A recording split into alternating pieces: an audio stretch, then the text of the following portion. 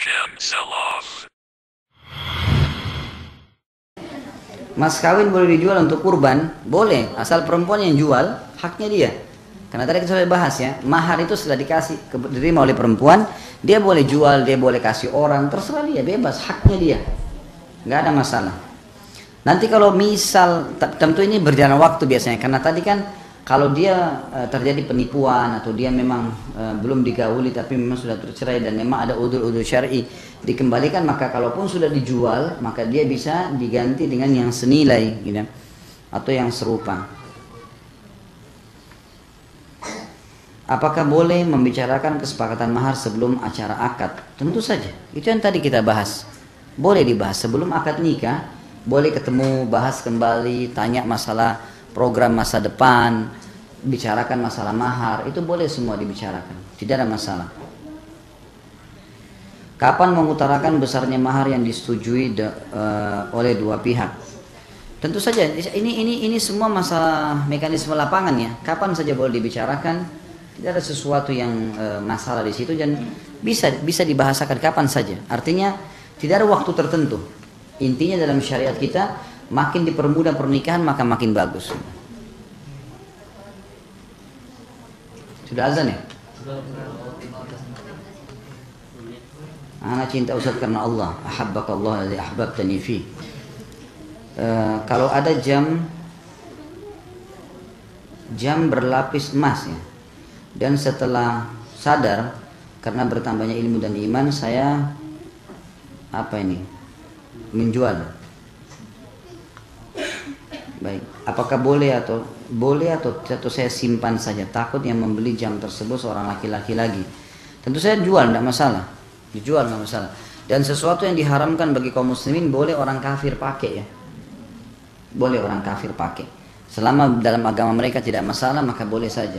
Makanya Umar bin Khattab radhiyallahu anhu pernah mendapatkan baju jubah itu dari sutra, bagus sekali. Sutranya itu dari dibaj. Dibaj itu sutra yang halus, yang mahal gitu. Waktu Umar lihat, Umar tahu ini haram, gitu kan? Lapor kepada Nabi SAW, Nabi larang, nggak boleh. Maka Umar bin Khattab mengirim jubah itu ke adiknya yang masih kafir di Mekah. Berarti untuk orang kafir kan boleh. Ada pendapat sebagian ulama, bukan semua ya, tentang bagaimana kita berperilaku terhadap benda-benda yang dasarnya haram dalam Islam, seperti alat-alat musik, piano kah, gitar kah. Sudah tahu hukumnya nggak boleh. Dulu ada. Ini apa? Dihancurin atau dijual nih? Nah ini sebagian pendapat ulama mengatakan boleh dijual kepada orang kafir, jangan orang Islam. Karena bagi mereka di agamanya nggak apa-apa. Nah nilainya itu boleh dipakai untuk ya, kegiatan sosial gitu kan, tapi jangan dirusak, jangan dirusak. Kecuali kalau benda-benda itu memang mudaratnya berbahaya kayak narkotika atau khamar gitu kan. Nah kalau orang misalnya tadinya punya bar lalu dia tobat, memang khamarnya harus dibuang semua itu, nggak boleh jual lagi sama orang kafir gitu kan. Nah, ini Allah alam sebagian ulama membahas masalah itu. Nah, baik, masyarakat mau bertanya sampai sini? Ya. Waalaikumsalam warahmatullahi wabarakatuh. Kalau yang dikatakan apa? Nafkah.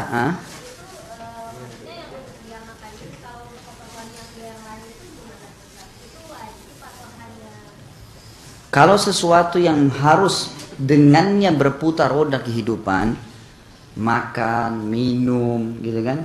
Itu semua listrik. Sesuatu yang kayak nggak mungkin sekarang kita bisa dengan listrik ya. Karena kalau mati lampu, nggak ada AC, kepanasan, susah. Ini semua masuk, ulama masukkan dalam kategori yang sesuatu yang harus, air, segala macam, ini nafkah. Lebih daripada ini hukumnya sunnah. Lebih dari ini hukumnya sunnah. Tentu laki-laki dimotivasi ya. Seperti hadis Nabi SAW, dinar yang engkau infakkan untuk fakir miskin, dinar yang engkau infakkan untuk jihad di jalan Allah, dinar yang kau pakai untuk bebasin budak, dan dinar yang kau berikan istri anakmu jauh lebih besar pahalanya. Artinya setiap laki-laki dimotivasi untuk memberikan lebih. Tapi ibu-ibu harus tahu kewajiban suami adalah sesuatu yang hanya untuk kebutuhan rutin. Itu kewajiban dia, selebihnya bukan kewajiban, hukumnya sunnah. Tapi boleh seorang istri negosiasi mengatakan akan ada seperti ini, bagaimana menurut kamu, ini bisa dibantu atau enggak gitu kan.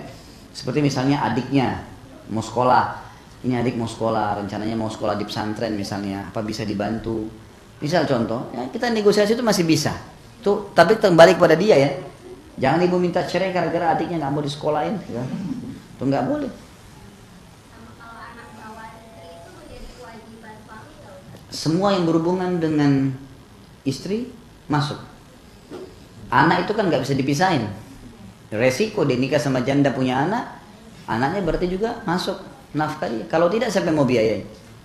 Nggak mungkin ibunya. Sekarang kalau seorang janda nggak ada pekerjaan, punya anak 2 orang laki-laki, nikah dengan seorang laki-laki. Kalau dia cuma wajib nafkahi istrinya saja, anaknya berarti tidak ada kewajiban makan. Nggak mungkin ibunya ini si istri bagi-bagi sama anaknya. Mungkin 1 porsi nggak cukup gitu kan? Karena nafkah itu sebatas yang memang cukup saja ya. Selebih daripada itu hukumnya sunnah gitu. Jadi masuk bu.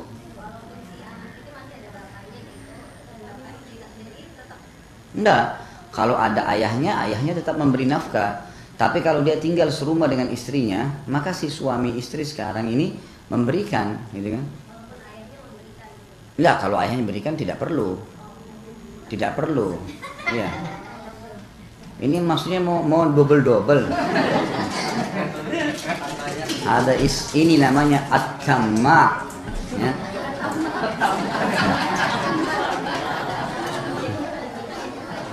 Ya.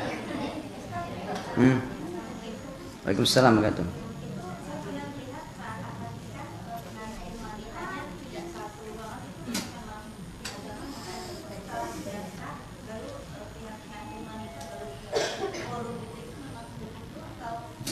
Setelah akad nikah.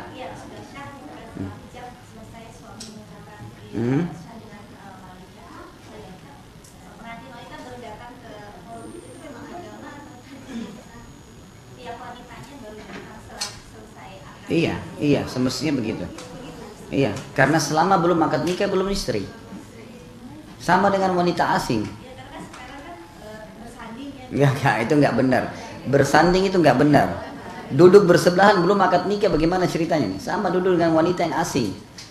Makanya yang perlu dalam akad nikah hanya si mempelai laki-laki sama wali. Perempuan itu enggak hadir pun enggak apa-apa, enggak masalah. Dia enggak dengar pun akad nikahnya enggak masalah. Karena yang perlu adalah ayahnya, walinya. Dia cuma diinformasikan, saya sudah nikahkan kamu, ya sudah. Gitu kan? Kenapa bu? Enggak masalah.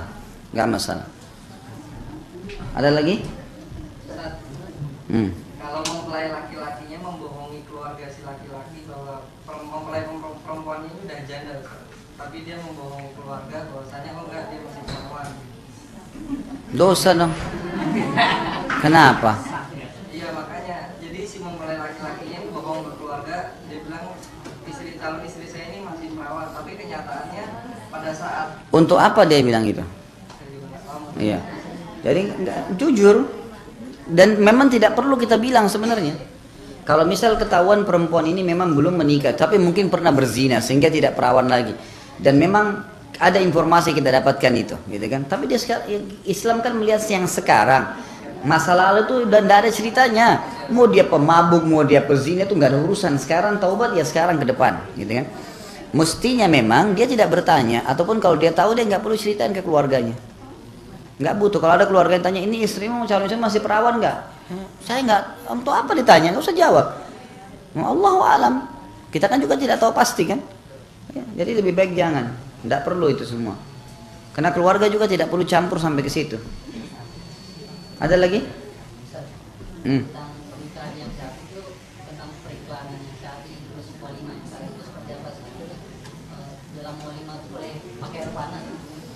Ini sudah pernah kita jelaskan sebenarnya. Pernikahan syar'i itu ada beberapa hal. Yang pertama, tidak boleh ada kemaksiatan secara umum, seperti ikhtilat, campur laki-laki perempuan, gitu kan?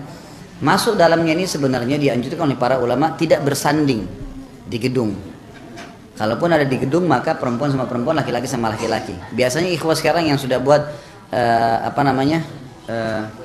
IO-nya itu mereka sudah paham bagaimana caranya gitu loh. Jadi itu termasuk tamu-tamu kalau bisa tidak bersama itu malah sangat positif sehingga tidak terjadi hal-hal yang haram. Ini kalau mau bicara murni syar'i ya, murni syar'i. Lebih efektif lagi kalau berpisah jam. Seperti misal akad nikah jam 10 pagi sampai jam 12 siang. Ini untuk laki-laki, mempelai laki-laki dengan tamu laki-laki. Akad nikahnya, makannya dia berbaur sama mereka, salaman segala, itu positif. Nanti habis duhur sampai asar perempuan, mempelai perempuan sama tamu perempuan semua. Maka itu lebih positif. Kalau enggak mungkin dipisah gedung, pisah ruangan, ada hijab atau apa itu, maka itu jauh lebih efektif. Itu jauh lebih tepat gitu. Boleh. Boleh. Boleh dihijab. Hijab ini pun tidak harus hijab tutup mutlak ya. Dalam arti kata memang hijab sehingga memang misal ada kayak pintu tutup yang kelipat itu atau ada tirai atau ada ya atau pernah saya lakukan. Saya ngambil dari salah satu IO di ikhwan dan akhwat suami istri yang buat itu, memang dia buat bunga tapi memang agak padat sekali sehingga memang orang kalau mulai itu tuh sangat dekat baru kelihatan, kalau enggak. Tapi itu ada suara, ada kedengaran. Karena kadang-kadang juga kalau perempuan disendirikan mutlak tertutup tidak ada panitia khusus, itu juga nanti kalau terjadi apa-apa di sana nggak ketahuan gitu loh. Enggak masalah. Itu dulu ya, tidak ada maksiat. Kemudian yang kedua, ini masuk di sini dalamnya tidak boleh ada musik ya. Musik dalam arti kata yang haram. Seperti datangkan penyanyi perempuan, terbuka aurat segala ini. Terus orang-orang yang hadir pada nonton, ini semua haram, tidak boleh. Yang dibolehkan satunya adalah memukul rebana, gendang. Tapi bagi kaum wanita, di kaum wanita itu dibolehkan. Kemudian yang kedua, syarat pernikahan tadi harus ada wali. Ini pernikahannya. Kemudian harus ada mahar, ada 2 saksi. Kemudian ada kalimat akadnya dan diiklankan. Iklan itu maksudnya orang yang sering ketemu. Siapa saja yang sering ketemu kayak tetangga-tetangga, kerabat dekat diundang supaya mereka datang menyaksikan akad nikah itu. Jadi pada saat nanti jalan sama istri ini atau si istri jalan sama suaminya, orang-orang yang dekat yang sering ketemu dia tahu, oh ini istrinya, ini suaminya memang sudah nikah. Tidak harus semua orang diundang. Jelas ya? Ada lagi? Ada pertanyaan satu tapi saya nggak mau baca nih. Takutnya nanti ikhwanya cemburu nih. Hah? Hah? Katanya Ustadz ada niat nikah lagi nggak?